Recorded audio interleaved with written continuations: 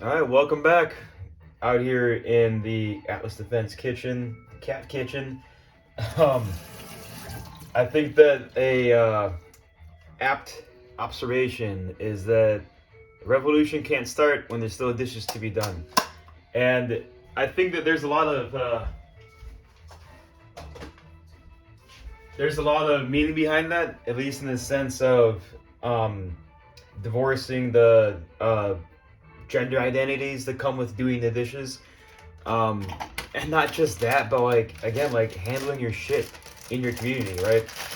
Um, no matter how radical that we try to be or practice, etc., um, without good accountability, transparency, and effort, it's easy to fall back in those gender norms. And especially with the way that the federal government is trying to recategorize gender identities. Um, that's not by mistake either. We all know that. That's for them. Gender is about fucking making babies, and we know that gender is a lot more complex than just that. We're not just fucking assembly lines to crank out more fucking engendered servants and workers, to be categorized under Social Security as equipment, right? We're more than just the value that we create. um, but also, I think that it's time to take stock of the value that we have created, the ways that we can be accountable to the power that comes with that kind of value. And yeah, I mean, and I think that it's time that I talk about, how the last year went. Um, fucking, oof, yeah, 2024 to 2025, the year of the dragon, at least the lunar calendar that I personally follow, just ended yesterday. So happy New Year, of course. And with that, I've always noticed that, like, be it for the Gregorian calendar or for the Chinese or for the Lunar New Year, it's always good to start with a clean house, right? And sometimes, just like dishes, right? Our shit can get piled up. It can get a little bit messy. It can be easy to procrastinate. And there's no one solution to procrastination either. It's not just discipline. I think that discipline has been poorly contextualized for a lot of us because we used to, we were taught mostly as like children that discipline is what? It's only what happens when you do something wrong. You only get disciplined if you fucked up, or if you got a bad grade, or if you didn't do your homework, or whatever the fuck, right? So, discipline in and of itself, it's not necessarily a bad thing. It's self-discipline, and even then, self-discipline is not negative self-talk, and that's what I've always struggled with, is trying to decolonize discipline, trying to get my adopted parents' words out of my mind about what does it mean to be disciplined, what does it mean to be productive, or to do good work. You can do good work and not be perfect. It's very white and colonized, of course, to try to fool ourselves into believing that we're going to do it right the first time, because if we do enough research and we work hard enough and we do everything right, there's no way that, this is going to work the first time. But obviously, that's not true. So, year in review. I think that the hardest lessons that we learned was out of some regression that I personally went through. This past calendar year, up until November 2024, I had been renting a classroom of some kind for about 3 consecutive years. Maybe a little bit longer. I think about 3.5 consecutive years. And honestly, January 1st, 2025 was our 8-year anniversary, right? Yeah, 8 or 9 year, what the fuck it was. It started in January 1st, 2016. January 1st, 2024 would have been 8 years. Yeah, so 9 years, shit. Which is all to say that we've been mobile much longer than we've had a fixed location. And I feel like the fixed location came out of all the demand, especially post 2020, right? And demand doesn't necessarily mean that we had booked classes all the time either. It was mostly just people demanding resources, time, problem solving, oftentimes pretty much everything but training was happening at our so-called classrooms. And I'm talking all the way back to our first classroom out there in Northside, over by the recycling lots, the metal recycling shops. You know, over, like on the edge of near North when we were up there. Same thing, like that classroom was because I had the opportunity. I finally thought that we had enough demand to have a central location. And, you know, we had some good events there. We had a couple parties. We had classes, of course. But I also had crotchety old white landlords.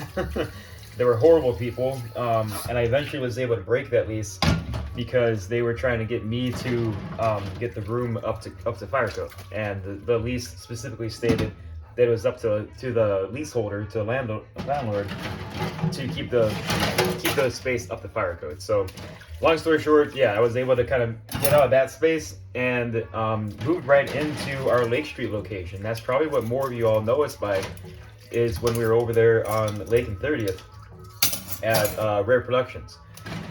And that space too, you know, that was something that was mostly just out of a collaboration, right? Like Rox and I have known each other for a couple of years. They were a permanent carry instructor with us, and they happened to have a garage over there. And you know, it was mostly being used for storage, and that's pretty much what it was. So it was like a converted automotive shop. So it was a pretty big garage. I think we measured it out to have, shit, wasn't it? I don't even remember now. Maybe about 3,000 square feet. Or no, it was less than that. Maybe about 2,000 square feet. But compared to my first spot, way bigger, way more breathing room, less overhead. I had a good agreement with Rox because they were leasing the space from somebody else. So that's all to say that, like, yeah, on paper everything looked really good there, and I'm glad to say that my relationship with Rox is still strong, even though we moved out back in November. But a lot of that was just fucking straight up burnout, y'all. And that too was from leaving the dishes undone, from not trying to communicate boundaries, not putting more effort into normalizing some of the behaviors that we naturally kind of expected in a radical space, especially a radical BIPOC space, but a radical nonetheless. And I think radical means something a little bit different for everybody that claims that. And for us, at least, radical community defense meant that it was going to be hard for us to turn people away. And that's why we kind of turned into a de facto drop-in center throughout the summer of 2024. Because we have a big ass door, and when the door's up and you're on Lake Street, you know, things just happen nearby. People just walk right in all states of mind. And yeah, we did the best that we could with the stuff with the resources and the access that we did have to that building to reduce harm, to help people meet them where they're at, point people in the right direction towards recovery, housing resources, or other food shelves. But it was, again, as I was mentioning there, a lot of shit. I wouldn't say that wasn't necessarily mutualistic. That was commensalistic in a lot of cases where somebody would benefit, and for the most part, I would be unaffected. There were some parasitic type relationships there that I was not very privy to until my burnout hit, and I'm like, oh shit, like, yeah, there's some people here that are taking advantage of me and my goodwill, and the people that I even invited in there would take advantage of the goodwill, or the fact that we weren't there to like be landlords or make money off of anybody via charging rent for using that space. So like I said, yeah, there were a lot of different types of relationships, symbiotic relationships in that space, and because we weren't talking about them, a lot of people that were trying to use the space more frequently none of us put enough effort into communicating and talking about schedules and talking about boundaries and expectations of the space, such that it fucking burnt me out. And I've tried to emphasize time and time again that it was not one individual person, not just one organization that I felt like took advantage of me, or even fed on the extra, on the stuff that we were doing there.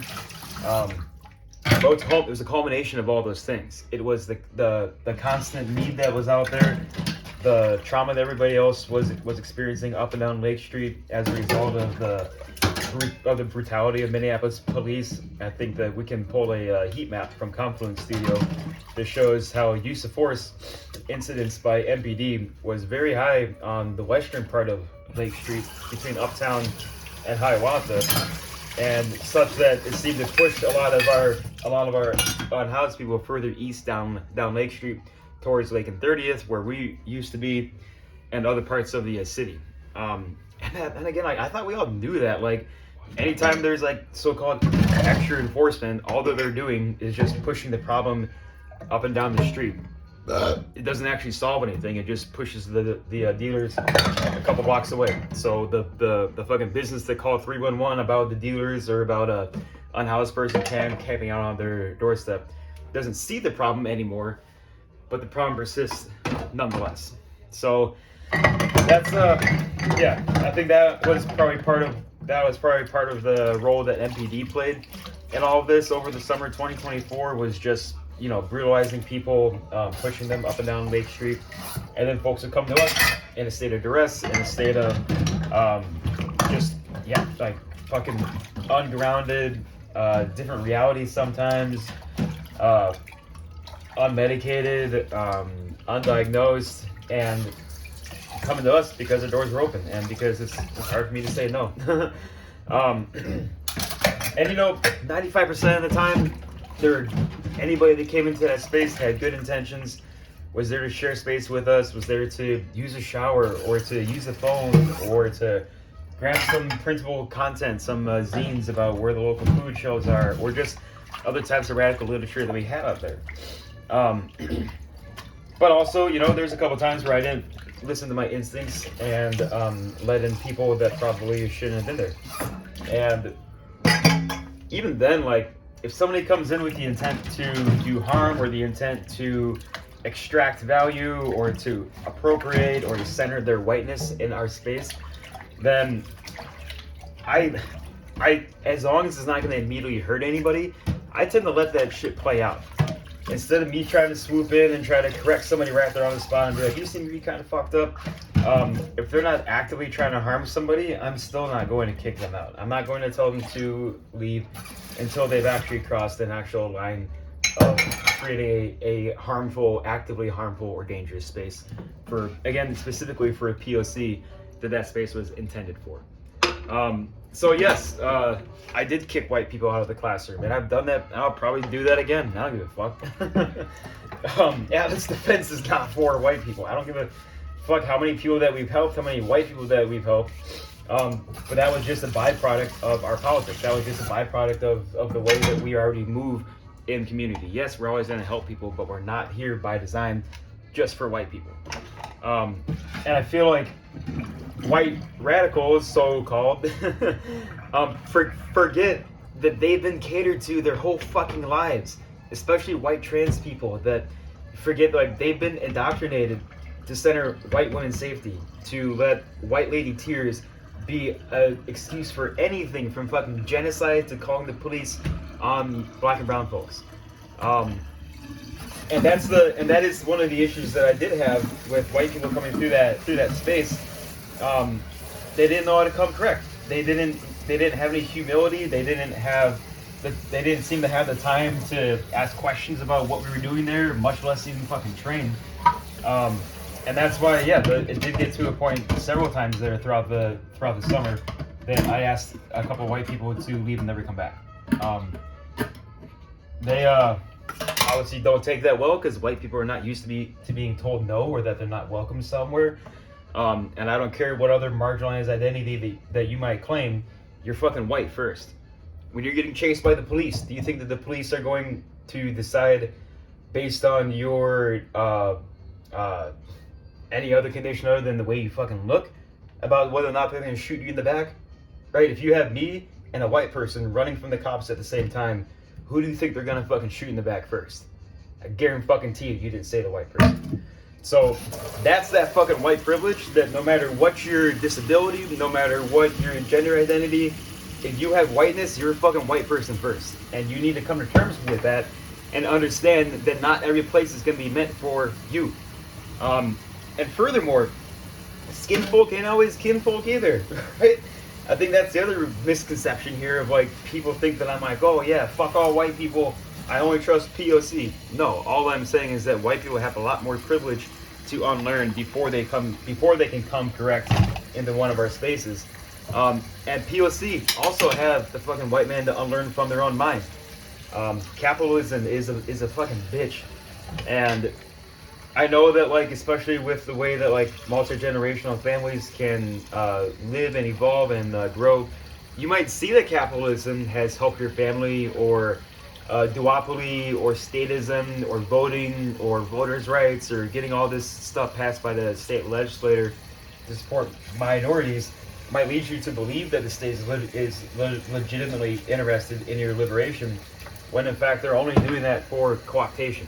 They only made all those initiatives, be it the fucking driver's license for all to the gender marker kind of change at the state level, because the state always knew that the federal government was going to roll all that shit back.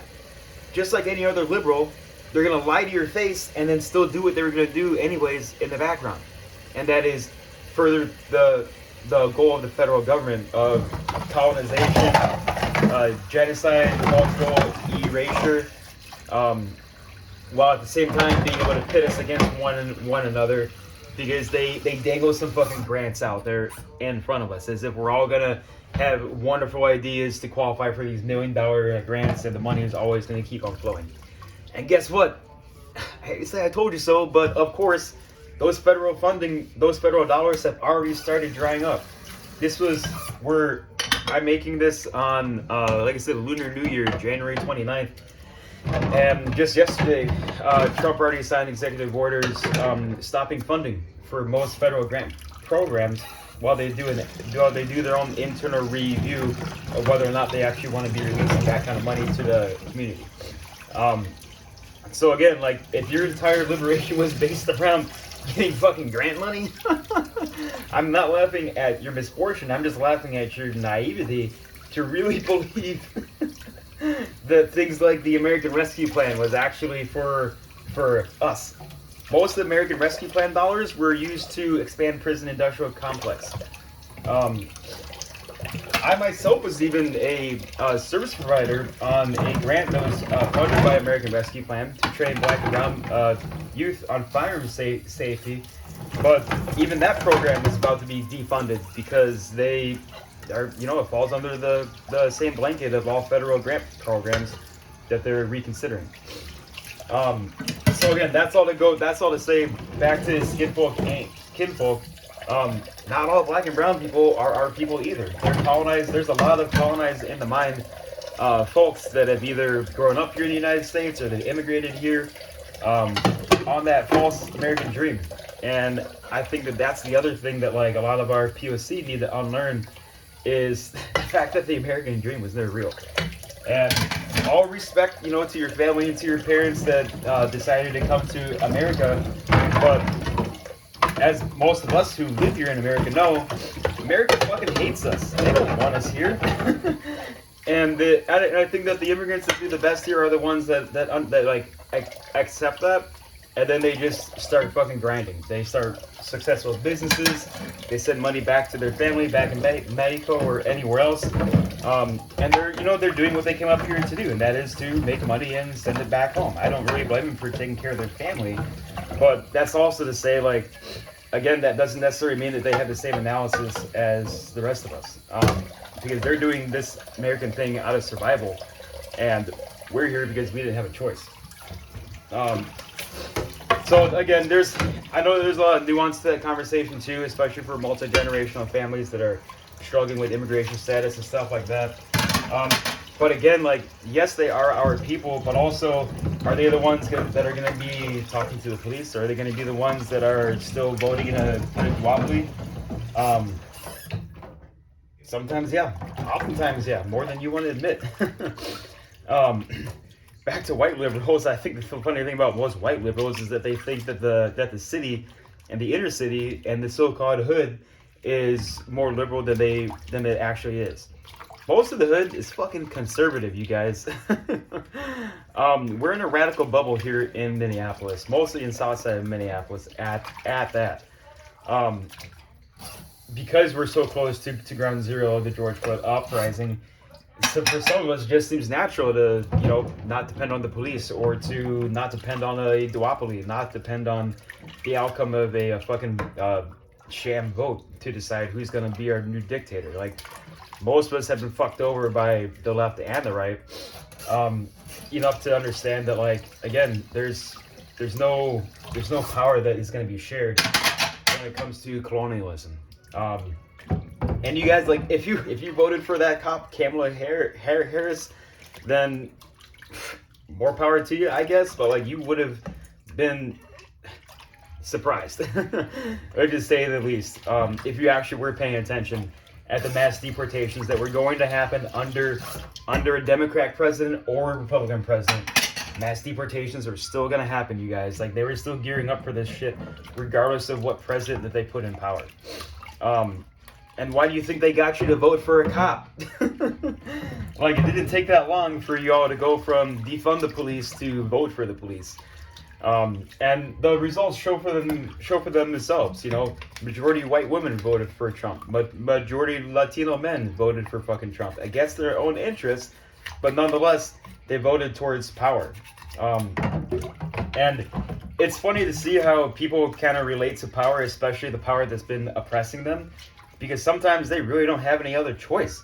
If you talk to somebody that's been in prison, if they sat down for 5, 10, 15 years, there's so-called re-education programs that are in the prison system that indoctrinate these inmates to believe that the state is their salvation, or that the state is legitimate, or that, oh gosh, I can't even get into all the kind of shit that they indoctrinate people in prison education. But that's all to say that, that again, like, there's a lot more empathy for conservative values in the inner city and in the city than most of us believe, or most of us notice.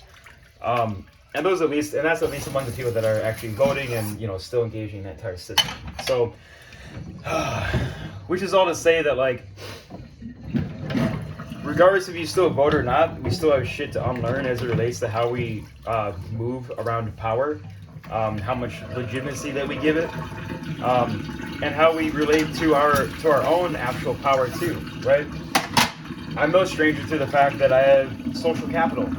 I've been called out several times for having social capital and maybe not being accountable to it, or acting like I don't have social capital.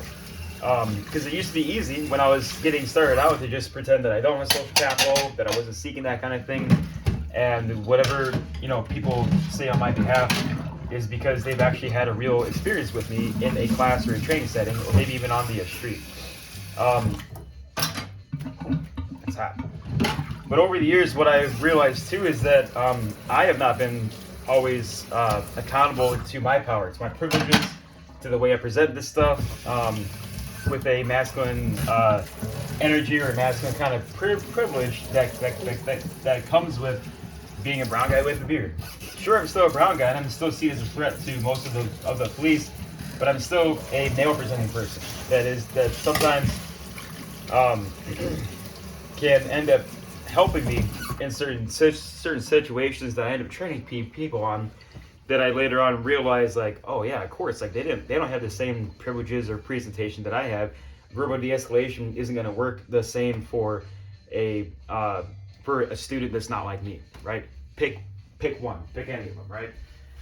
So that's what I've been working on throughout the years, and most recently, when I moved out of the classroom, that was just straight up fucking burnout, you guys. Like, I was exhausted.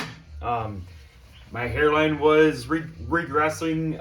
I was regressing into some old behaviors, and I realized that I couldn't fix everything by just writing shit down, or by trying to have meetings with people that didn't want to meet.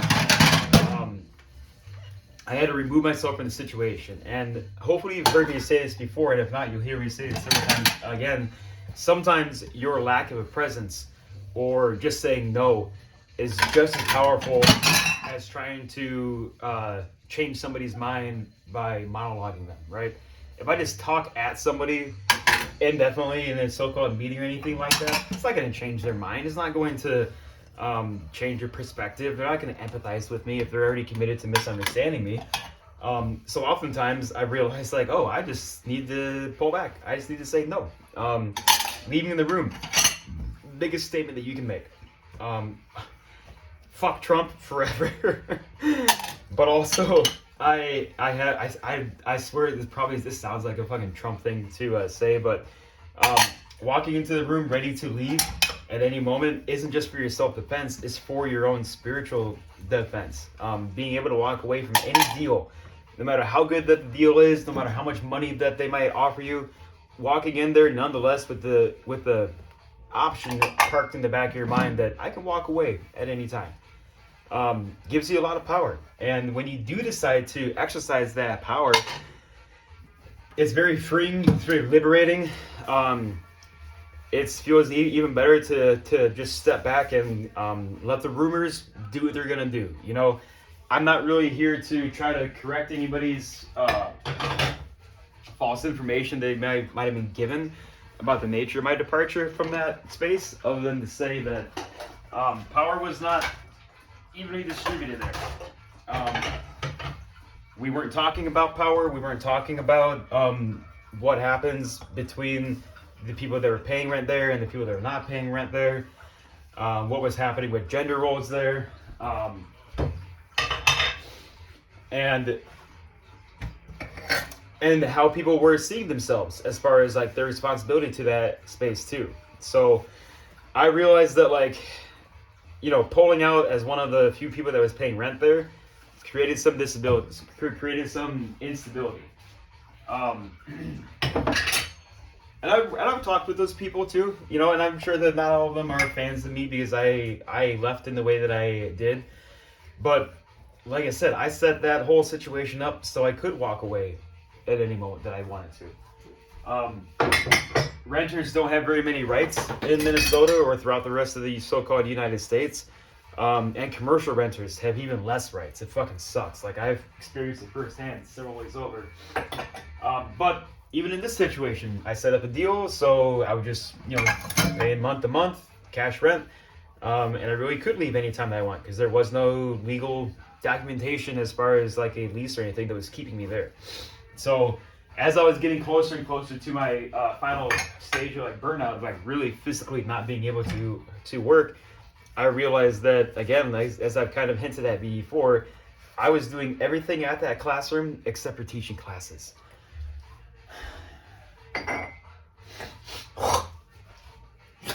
And it sucks.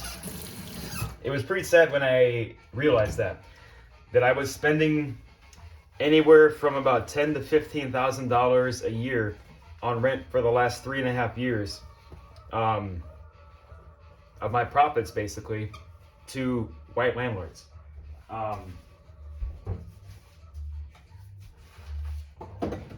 Fuck all landlords, but especially fuck the landlords that, I guess, yeah, they all benefit off our labor.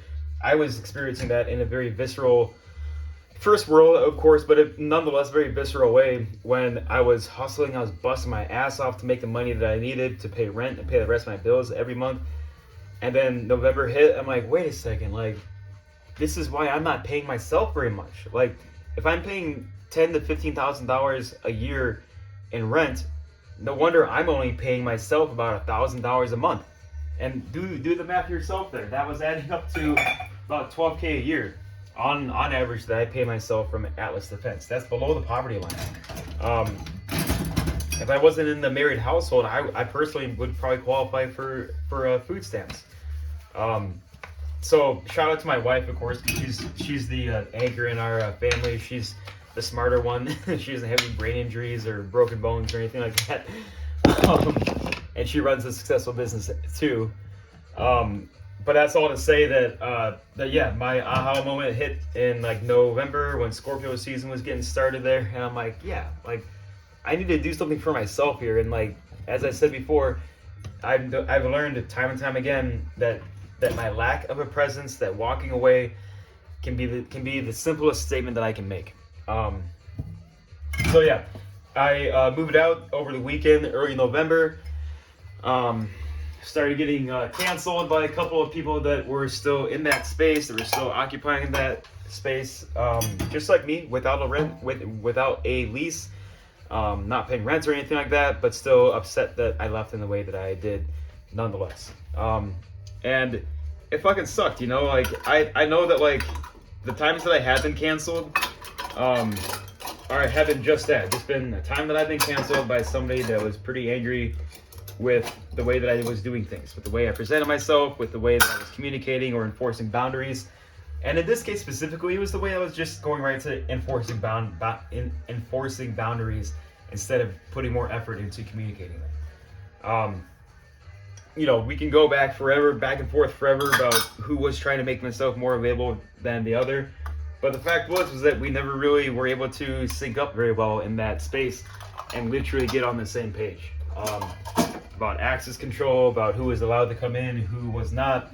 There was some anti-homeless stuff that was being said in that space too that also kind of made me realize that like I was the minority there.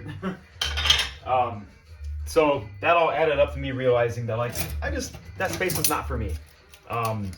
There's still net positive that comes out of that space, but I just couldn't afford emotionally, financially, etc. to be in that kind of space. That expected so much out of me for nothing in return. And that's why I've spoken before about the nature of symbiotic relationships varying, right? Not all relationships are fucking mutualistic. And I think that's what another lesson that I got there too was that we gotta stop using these words like mutual aid, so-called, when nothing about a lot of mutual aid in the Twin Cities is even mutual. Most of it, I would say, is probably commensalistic, parasitic, or even neutralistic, right? Sometimes nobody's benefiting from all the effort and stuff that we're putting forward into performing our politics or performing our dissent, right? So I had to see that stuff firsthand. It fucking sucked. Learn from my mistakes, though.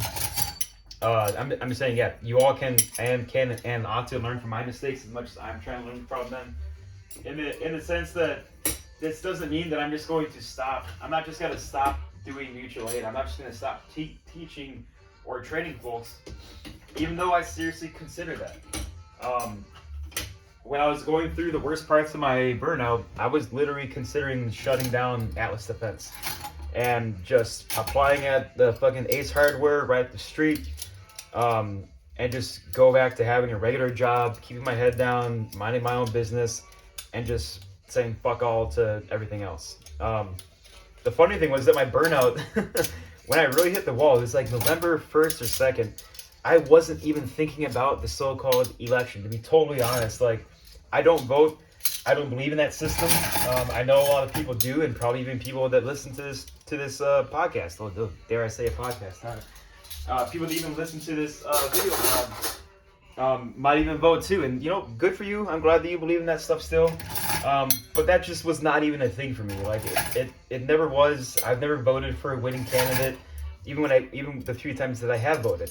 Back when I was much younger and still a reformist.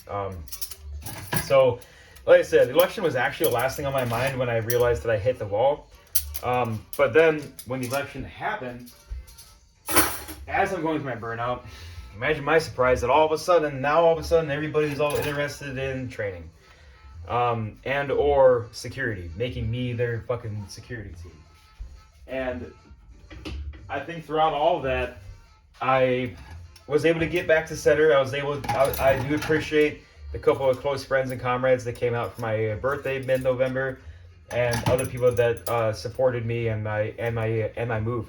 I think it was very poetic. I wish we had some pictures taken when I was moving out, because it was mostly unhoused people. It was mostly the people that we know the best on the block that came out to help me pack the truck up.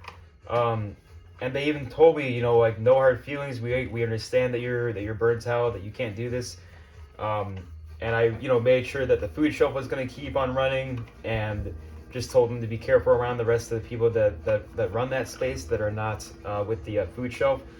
And it just sucked, you know, to know that like I had put that much effort into that little block for the summer of 2024, and that I had to kind of call it a loss and literally cut my losses and pull out. So that's what I've been dealing with for the past couple months here. Those are my dirty dishes per se, that I'm okay talking about now. And none of this is fully resolved, right? None of this is perfectly fixed or made whole the right way the very first time that we try to solve it. So that's what my attempt is here even right now, is just talking about it, being open about it, and letting people chime in and letting people offer their own guidance. Ask any questions if you need to. But that's all to say that I wanted to start doing these kind of series of dish talks, kitchen talks, if you will, because there's a lot of things we just need to talk about, you guys. And sometimes it'll be a more formal, structured, kind of like educational session where, like the first one where I talked about different types of symbiotic relationships. Other times it's going to be me just talking about the scene and venting a little bit, but still trying to make sure that the stuff that I share is valuable, is actionable, and that I'm open and that I invite critique as I put this content out there too. Because none of this means anything if you don't see yourself reflected in it too. I'm probably just going to keep on doing dishes here. I'm not sure if I have very much more to talk about. That's pretty much all I wanted to talk about today. It was just happy Lunar New Year. A quick little recap on kind of how just the energy of last year went. And I guess I could share, maybe some of the things we have coming up here in the new year. And throughout the new year, throughout 2025, the Lunar New Year, we are going to continue to train. We are and we've always, the funny thing is that we've always been a mobile service. So I've always had a way to get around town and teach these classes in your home or in your office or in a community center that you might work with. And like I said, that's how I started this business. The first 5 years was me working out of my car and just driving up to organizations and telling them, you should train me, or you should hire us to train you guys. So I'm excited about being mobile again. It gives me a lot more freedom. Working from home, of course, my animals, my wife loves that. I do more dishes. Case in point here, I do some more housework. Because I'm also a fucking so-called homeowner. I think it's better to say that I'm a mortgage holder than I am a homeowner. I don't actually own this home. If anything, I just own a shitload of debt. That at least is not the same as like student loan debt. I get more than just a piece of paper for this much debt. But also, I got to keep this house up too. So the intention of this channel is going to be just, general how-tos, DIYs, and maybe, I think a better way to describe it is, how to learn from my mistakes, right? I'm going to fuck this up a couple of times. We'll be talking about some direct action guidance as well. The other good news that came out of last year is that my felony charge for property damage against Chase Bank over on Franklin was dropped down to a gross misdemeanor, just property damage charge. And Chase didn't even seek reparations, or whatever the fuck you call it, for the property damage that occurred. I think that's a great testament to their guilt. They're admitting their own guilt in the genocide of Palestinians by divesting from Elbit Systems by about 70% after the mass wave of direct actions against Chase Bank from like April up until now. Even it's still happening, of course, but around the late summer of last year, Chase made an announcement that they were divesting from Elbit. Not entirely, don't get me wrong. I'm not all of a sudden gonna open up a fucking Chase Bank account just because they divested from Elbit by 70%. But they did remove 70% of their holdings from Elbit Systems, and they cited direct actions as a direct reason why they decided to divest from Elbit. They literally said that the property damage and the combined impact of material disruption of direct action against these banks was the motivating factor in them deciding to divest from Elbit. So fuck Chase Bank, fuck the US government, fuck Israel, and direct action gets the fucking goods, you guys. That's why we're calling this entire channel the Almanac of the Partisan, because we know what's on the horizon, and we know that most of you all are actual Partisano fighters, freedom fighters. We are just striving to contextualize this in the actual place and time that we're in right now, and not the fucking 1800s when all these old dead white guys were writing about class struggle and armed struggle and all this kind of stuff that was, you know, in their mind back then was more about state on state kind of violence or open war, right? Even during the Spanish Revolution, the Spaniards there, that was mass mobilization, mass organizing. It even got a little bit out of hand even, and that's why they devolved the way that they did. But things are not going to end up like that in this day and age. What we're talking about is proportional, is resistance that is proportional to the level of force that is being exercised against us right now in the so-called United States. And that means that the Partisan's Almanac is going to give you the tools to be your own defense, to build your own community defense, to improve your home defense at your apartment, at the house that you stay at, or anywhere, even if you live out of your own car. Home defense, broadly defined, but defense of the place that you lay your head. Because again, like, this is asymmetrical warfare that they're waging against us. That's the nature of class warfare, is that a lot of it is just stochastic, meaning that all that they have to do, the people at the top, is put high-level anti-working class rhetoric out there, and then let their lone wolves go and do the thing. And that's how online radicalization works, and why these mass shooters, right? They don't necessarily need to be directly indoctrinated by the U.S. government, but as you noticed, yeah, a lot of them have been. A lot of them are military veterans that have gone through some fucking shit. And even then, like, the U.S. military knows that they don't necessarily need to tell the veterans or tell their military personnel go out and drive a F-150 into a crowd at Mardi Gras, but they can indoctrinate them to everybody else is not a straight white Christian male.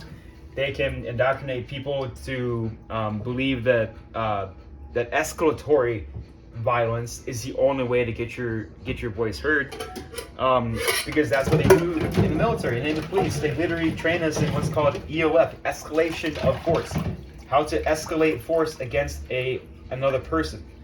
And that's the abuser's language that they're always going to use in their justification of pulling a gun on somebody that swings a pipe at them, or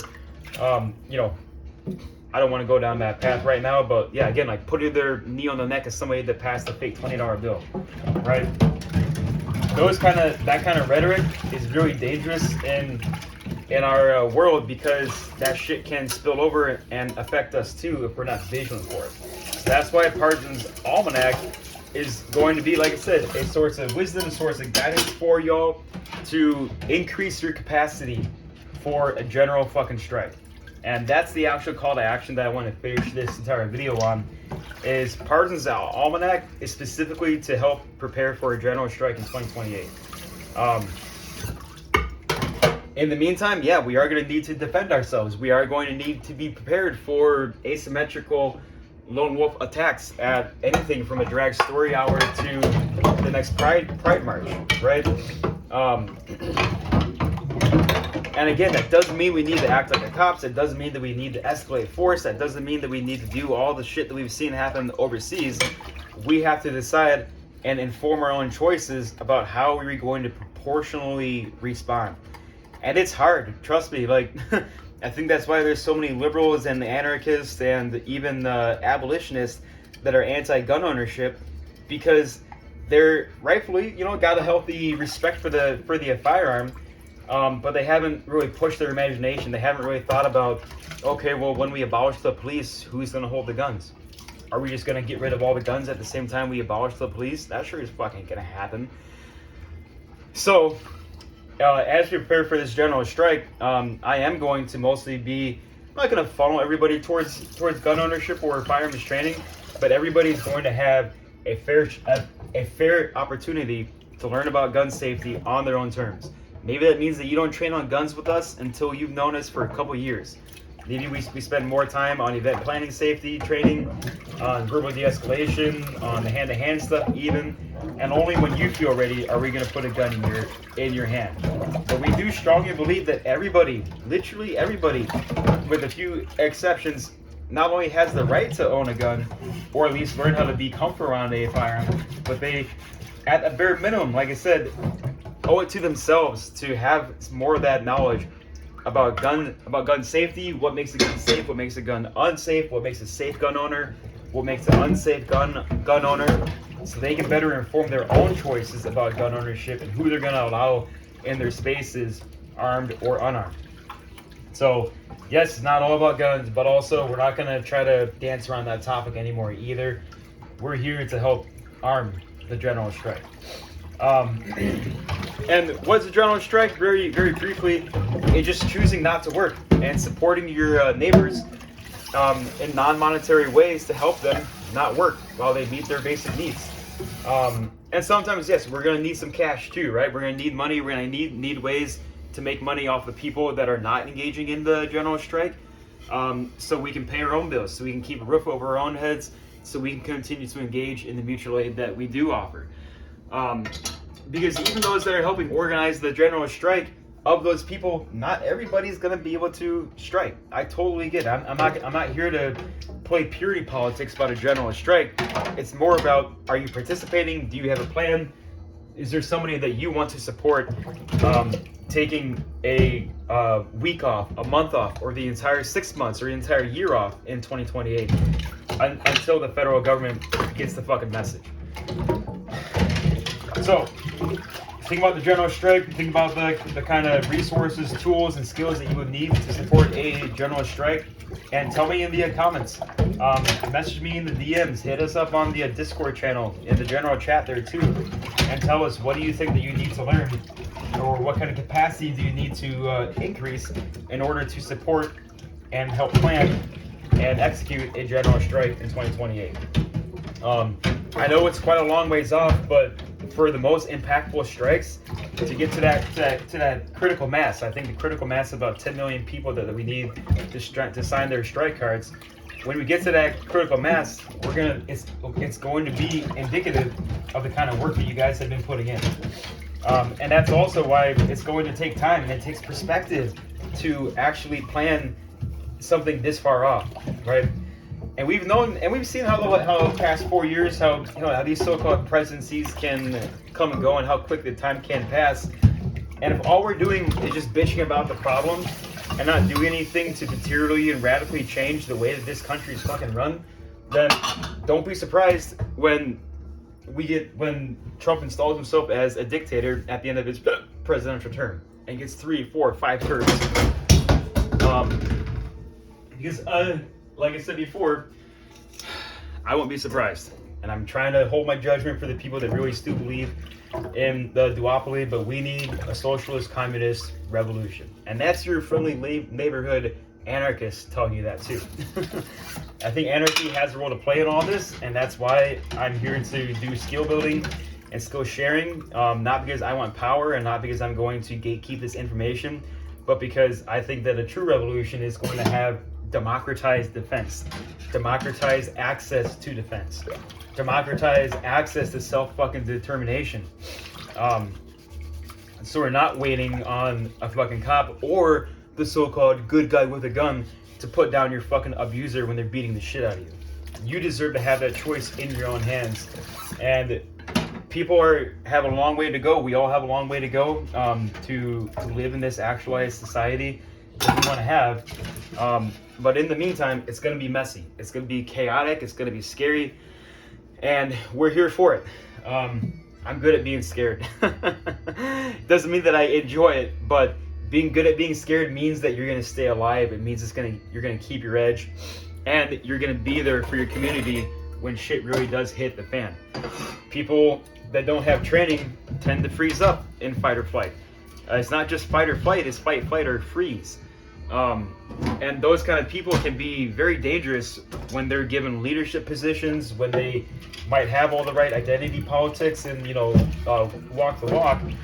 but they also just look like they fit the role, right? Maybe because their identity, or maybe because they can, you know, name drop a couple of historical figures and stuff like that. But have they ever been responsible for their own safety? Have they ever carried a gun? Have they ever picked somebody that they trust to carry a gun around them at direct actions? All those are questions that are worth asking to yourself next time you go to a nonprofit march that only has a call to action to sign up for their email list and donate to them. These nonprofits are not the fucking way. Yes, we should still go to those nonprofit marches to de-recruit, to decolonize them, and to give the attendees some kind of reasonable option to get out of that fucking self-perpetuating mess of the nonprofit industrial complex. It's sickening. It's fucking gross to see like how easily manipulated that these people are. Man, just because they don't want to take the bigger risk. They don't want to take this into their own hands. Because again, they're fucking stuck in these books. All these fucking books that tell them that armed struggle means line on line, 1800 style military against military direct defense, whatever the fuck, or assaults. No, motherfucker. Armed rebellion looks like you being strapped up so you're ready for the next time that a transphobic person tries to attack you. It doesn't mean you're going out and looking for trouble. That is assault, right? But you're still prepared for the possibility, and dare I say the eventuality, of harm or violence happening at you or around you. And that's why we do the training the way that we do, is because we don't want to fool ourselves into thinking that, you know, even revolution in our lifetime means that we're just going to pacify everybody and everything, right? We're going to meet material needs. And if you've been through our verbal de-escalation classes, you'll probably remember that verbal de-escalation by meeting material needs is like the key concept that we pass in those classes too. That criminalized behavior is not behavior that deserves punishment, is not behavior that you are in place with a firearm to teach somebody a lesson about, right? You're only there to protect your own life. You're not there to protect your. So, like I said, let's get ready for a general strike. Let's fucking train. Let's do our dishes. And I'll see you in the classroom. I'll see you on Discord. Viva Palestina, Viva Colombia, and all colonized people around the world. Learn from us.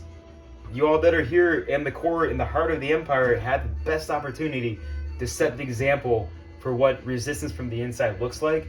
And being a part of our Discord channel, being a part of the Atlas Defense community, the Partisans Almanac, all of that is out there to help you better inform your own choices. I'm not here to tell you even that you should vote, period, or what kind of political leaning that you need to have. We're just here to make sure that you're here for the same reasons that we are, and that is just for the liberation of our people. So get out there, sign up for a class, jump on the Discord server, subscribe to us, dare I say. And yeah, we'll see you in the classroom or on the range or in the streets. Take care, y'all.